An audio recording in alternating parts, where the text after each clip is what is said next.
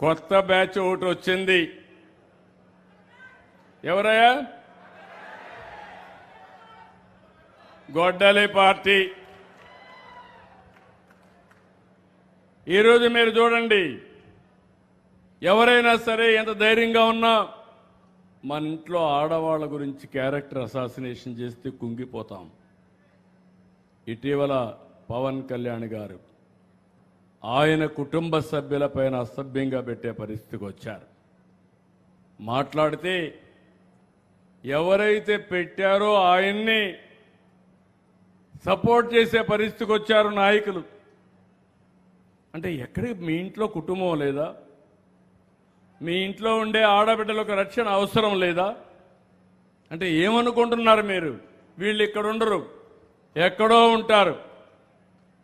YouTube కానీ, Instagram కానీ, Twitter కానీ ఇలాంటి అనేక వేదికలు పెట్టుకొని ఇష్టానుసారంగా తప్పుడు వార్తలు అయితే కండెమ్ చేస్తాం. క్యారెక్టర్ అసాసినేషన్ ఇది ప్రమాదకరమైన పరిస్థితి. నేను అందుకే మిమ్మల్ని కోరుతున్నా, మేము సుపరిపాలన ఇచ్చినంత వరకు నేను ఒకటే చెప్తున్నా. ఈరోజు గోదావరి జిల్లాలో చూశాను, మొన్న ఎన్నికల్లో చూస్తే ఒక్కొక్క మెజారిటీ కళ్ళు అదిరే మెజారిటీ ఇచ్చారంటే అది మీకు ఈ కూటమి పైన ఉండే అభిమానం. ఎక్కడో స్టూడియోలు పెడతారు, ఎక్కడో కార్యాలయాలు పెడతారు. అలాంటి రాక్షస మూకకు కూడా సపోర్ట్ చేస్తామని వీళ్ళు మాట్లాడే పరిస్థితికి వస్తారు. వాళ్ళకు ఫైనాన్స్ చేస్తారు. మీరు కూడా గుర్తుపెట్టుకోవాలి, నేను ఎన్నోసార్లు మీకు ఒక మాట చెప్పాను, ఈ యొక్క గంజాయి ఇది మాత్రం అన్ని నేను కంట్రోల్ చేస్తాను కానీ కొంచెం టైం పడుతుందని. గంజాయికి అలవాటు పడ్డా, డ్రగ్స్కి అలవాటు పడ్డా వాళ్ళు మన చేతుల్లో ఉండరు. వాళ్ళని కంట్రోల్ చేసుకోవాలన్నా కంట్రోల్ చేసుకోలేకుండా అడిక్ట్ అయిపోతారు. అలాంటి వారితో పోరాడి మళ్ళీ మెయిన్ స్ట్రీమ్కి తేవాలని మనం ఆలోచిస్తే అలాంటి వాళ్ళకి పూర్తిగా సపోర్ట్ చేస్తూ ఇలాంటి కార్యక్రమాలు చేసే పరిస్థితికి వచ్చారు. నేను ఒకటే మిమ్మల్ని అందరినీ కోరుతున్నా, గడిచిన ప్రభుత్వం చేసిన తప్పులన్నీ కరెక్ట్ చేస్తూ వస్తున్నాం. 2 ఏళ్ల నుంచి కేంద్రం ఇచ్చే 90 స్కీముల్ని వాడుకోకుండా ఎక్కడికక్కడ నిర్వీర్యం చేశారు. మళ్ళీ నేను అవన్నీ స్ట్రీమ్లైన్ చేసి వాడుకునే పరిస్థితికి వచ్చాం. నిన్ననే పవన్ కళ్యాణ్ గారి మంత్రి దీంట్లో జేజేఎం 28,000 కోట్ల రూపాయలు ఇంటింటికి కొళాయి పెట్టడానికి వస్తే దాన్ని కూడా వాడుకోకపోతే మళ్ళీ స్ట్రీమ్లైన్ చేసి మొన్నే టెండర్లు పిలిచాం. అవన్నీ కానీ వస్తే గ్రామీణ ప్రాంతాల్లో 80 నుంచి 90% వరకు ఇంటింటికి కొళాయితో నీళ్లు ఇచ్చే పరిస్థితి వస్తుంది. పట్టణ ప్రాంతంలో అమృత్ ద్వారా నారాయణ గారి ఆధ్వర్యంలో కొన్ని వేల కోట్ల రూపాయలు ఖర్చు పెట్టి 2.5-3 సంవత్సరాల్లో ప్రతి ఇంటికి కూడా కొళాయి ద్వారా నీళ్లు ఇచ్చే బాధ్యత, ట్యాప్ ద్వారా నీళ్లు ఇచ్చే బాధ్యత కూడా తీసుకున్నామని చెప్పి నేను మీకు తెలియజేస్తున్నా. ఏదైతే ఈరోజు మీరు చూస్తే ఇన్సూరెన్స్, రైతులు కట్టవలసిన ఇన్సూరెన్స్ కూడా కట్టకపోతే ఈరోజు ఆ ఇన్సూరెన్స్ కూడా రెగ్యులరైజ్ చేశాం. జూలై 6, 2022న జీవో కూడా ఇష్యూ చేశాం. ఇంకొక పక్కన దీన్నన్నీ కూడా ఎప్పటికప్పుడు ప్రజల్లో కూడా అప్రమత్తం చేస్తున్నాం. ఈ సంవత్సరం రెండో విషయం కూడా మీరు గుర్తుపెట్టుకోవాలి, ఎల్నినో వచ్చింది, వాతావరణంలో మార్పు వచ్చాయి. ఒక భారతదేశంలో కాదు, ప్రపంచం మొత్తం వచ్చింది. మన దగ్గర ఇప్పటికీ 25% వర్షపాతం తక్కువ పడింది. గోదావరి ఇప్పటి వరకు బ్రహ్మాండంగా ప్రవహించవలసిన గోదావరి నీళ్లు రాని పరిస్థితి. కృష్ణా ఇప్పటికే పరవళ్లు తొక్కవలసిన కృష్ణా నీళ్లు రాని పరిస్థితి. అంటే దీన్ని బట్టి మనం గుర్తుపెట్టుకోవాల్సింది, దేశంలో చాలా నదుల్లో ఈ సమస్య ఉంది. యూరోప్లో కూడా మామూలుగా ఐసు కురిసే ప్రాంతాల్లో 46-47 డిగ్రీల టెంపరేచర్కి వెళ్ళిపోయింది. వాళ్ళు రోడ్డు మీద నీళ్లు పెట్టే పరిస్థితికి వచ్చారు, చల్లబరిచే పరిస్థితికి వచ్చారు.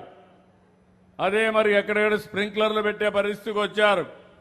టైర్లన్నీ కూడా కరిగిపోయే పరిస్థితికి వస్తున్నాయి. ఇంకో పక్క రైల్వే ట్రాక్ కూడా మెల్ట్ అయ్యే పరిస్థితికి వస్తూ ఉంది.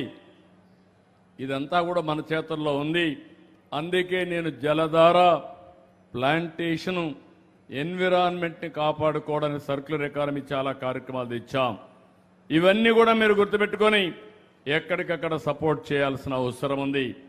ఇక్కడికి వచ్చినప్పుడు నాకు ఎప్పటి నుంచో కోరిక, ఈ పిచ్చుక లంక 65 ఎకరాలు, బొజ్జర్ల లంక 100 ఎకరాలు, ఈ రెండు చేయగలిగితే టూరిజం మొత్తం ఇక్కడ అదిరిపోయే టూరిజాన్ని ప్రమోట్ చేసే అవకాశం ఉంటుంది.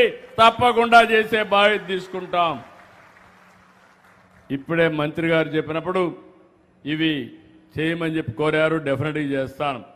ఇంకో పక్కన సత్యానందరావు గారు ఇంకొక గోదావరి డెల్టా వ్యవస్థ ఆధునీకరణ, రామానాయుడు గారు మంత్రి, ఈ జిల్లా వాసే. ఈ గేట్లు పెట్టడమే కాదు, ఎంత అవుతుందో ఎస్టిమేట్స్ తయారు చేయమన్నాం. రాబోయే 3-4 సంవత్సరాల్లో చివరి భూములకు సుజావుగా నీళ్లు పోయేట్టుగా, ఎక్కడ కూడా మురుగును నిలవకుండా ఉండే వ్యవస్థకి శ్రీకారం చుడతాం. తప్పకుండా చేస్తామని మరొక్కసారి హామీ ఇస్తున్నా. ఇంకొక పక్కన నదీ ప్రవాహం వల్ల లంక భూములు కొన్ని కోత నివారణ అవుతున్నాయి. అక్కడ గ్రోయన్స్ కట్టాల్సిన అవసరం ఉంది. ఏటిగట్ల బలోపేతం చేయాలి, అది కూడా వర్కౌట్ చేస్తాం. ఇంకో పక్కన కొత్తపేట రెవెన్యూ డివిజన్ కార్యాలయ భవనాన్ని కొద్దిగా రిపేర్లుగా అవన్నీ చేయడం కోసం మార్కెట్ కమిటీ స్థలం ఎన్ని కావాలన్నారు, అది కూడా ఇచ్చి రెవెన్యూ డివిజన్ని అన్ని విధాలా అభివృద్ధి చేసే బాధ్యత తీసుకుంటాం. R&B రోడ్స్కి డబ్బులు అడిగారు, అది కూడా పెడతాం. అమలాపురం వద్ద జాతీయ రహదారి 216 పేరూరు వై జంక్షన్ నుండి రావులపాలెం వద్ద వరకు 216A వరకు ఈ రహదారిని బాగు చేయాలని కోరారు. దీనిపైన కూడా శ్రద్ధ పెడతామని చెప్పి నేను మీకు తెలియజేస్తున్నా. నాకు మీరందరూ గుర్తుపెట్టుకోవాలి,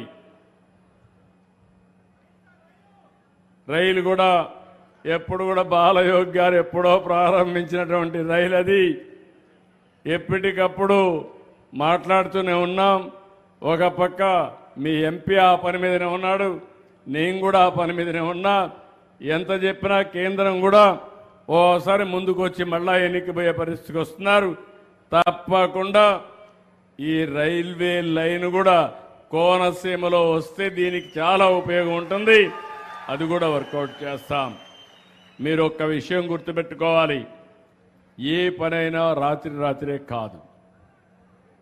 నాకు వచ్చింది, నేను 4వసారి ముఖ్యమంత్రి, ఎప్పుడూ లేనటువంటి ప్రత్యేకమైన పరిస్థితి వచ్చింది. నేను ఎంత లోతుకు పోతే అక్కడ లోపల పోయినంత వరకు అఘాతాలు ఇంకా ఎక్కువ కనపడొస్తున్నాయి. 2 ఏళ్లయింది. ఇప్పటికే మీరు చూశారు, ఒక నమ్మకాన్ని క్రియేట్ చేశాం, ప్రపంచం మొత్తం మెప్పించాం, పెట్టుబడులు పెద్ద ఎత్తున వస్తున్నాయి. ఒకప్పుడు గుంతలబడిన రోడ్లు, ఈరోజు ఆ గుంతలన్నీ కూడా పూర్తిగా పూడ్చి గుంతలు లేని రోడ్లుగా చేశాం. నాకు గోదావరి జిల్లాలపైన ఒక గురుంది, ఒక సమస్య ఉంది. గోదావరి భూములన్నీ కూడా నల్లరేగడి భూములు, వర్షాలు ఎక్కువ పడతాయి. ఎంత బాగా రోడ్డు వేసినా మళ్ళా పోయే పరిస్థితి వస్తుంది. వీలైతే ఈ జిల్లాలో సిమెంట్ రోడ్లు వేసి శాశ్వత పరిష్కారం చేయగలిగితే ఇబ్బందులు తగ్గుతాయనే ఆలోచన కూడా ఉంది. మీరు ఆశీర్వదించాలి, భగవంతుడు కరుణించాలి. నాకు కూడా ఆదాయం పెరిగి ఏదైతే చేసిన అభివృద్ధి రాగలిగితే ఇవి కూడా వినూత్నమైన ఆలోచన చేస్తున్నాను. ఒకవేళ ఒక ప్రైవేటు వ్యక్తికి ఇచ్చి ఒక 10 ఏళ్ళు వాళ్ళు మెయింటైన్ చేస్తే సంవత్సరం ఎంత ఇవ్వాలనో వాళ్ళకి పే చేసే విధానానికి కూడా శ్రీకారం చుడుతున్నాను. ఏది ఏమైనా మళ్ళీ మళ్ళీ మీకు విజ్ఞప్తి చేస్తున్నా, గోదావరి జిల్లాల పైన ఒకప్పుడు 2 జిల్లాలు, ఇప్పుడు 5 జిల్లాలు, 5 జిల్లాలని అన్ని విధాలా అభివృద్ధి చేసే బాధ్యత ఎన్డీఏ ప్రభుత్వానిదని మరొక్కసారి హామీ ఇస్తూ, ఇక్కడికి వచ్చినప్పుడు మీరు చూపించిన అభిమానానికి పేరు పేరున అభినందనలు. ఈ రోజు నుంచి నేను రెగ్యులర్గా నేను కానీ డిప్యూటీ సీఎం కానీ పుష్కరాల పనులు కూడా సమీక్షలు చేస్తాం. ఒక నిర్దిష్టమైన టైం బౌండ్ ప్రోగ్రాం ఇస్తాం. దీనితో మళ్ళీ రాజమహేంద్రవరానికే కాకుండా పరిసరాల్లో ఉండే మున్సిపాలిటీలకి పూర్వ వైభవం తీసుకొస్తామని మరొక్కసారి అందరికీ హామీ ఇస్తూ, అందరికీ నమస్కారాలు. జై హింద్, జై జన్మభూమి, జై తెలుగు తల్లి. ధవళేశ్వరం బ్యారేజ్